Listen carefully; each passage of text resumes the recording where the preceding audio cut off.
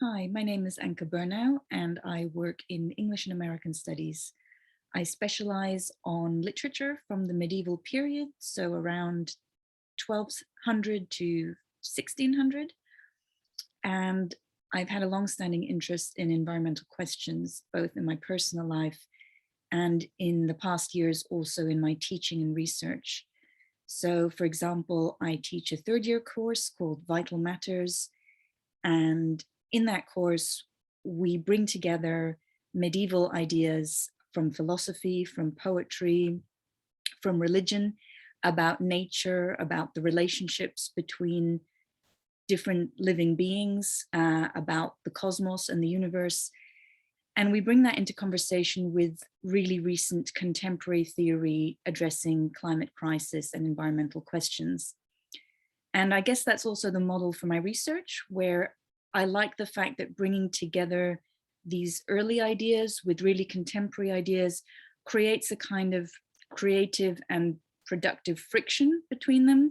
So it's not so much about saying the past has answers or there's a kind of clear line between the past and the present. It's about taking very different periods in time and their ideas and their philosophies and the way they try to make sense of the world and our being in the world, and bring them into conversation with each other. And I believe that that can be something that opens up new ways of seeing, new ways of thinking.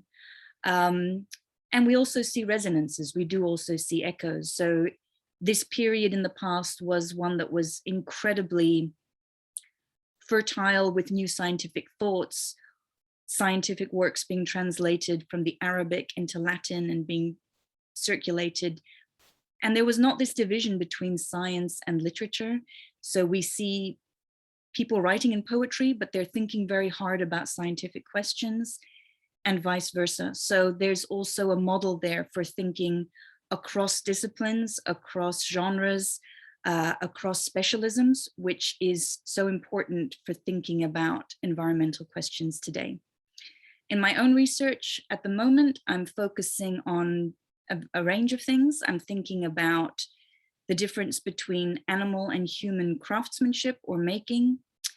I'm thinking about hedgerows as ecosystems, but also in terms of a longer cultural history of how ideas of identity, especially English identity, are tied up with hedgerow aesthetics and practices, land practices. And I'm interested in moss in particular, and in how moss, as one of the first kinds of plant life in existence, created conditions for life, and how moss has been considered ecologically and again aesthetically, and how moss might help us think about the questions of livability in a range of environments, including urban environments. Thank you.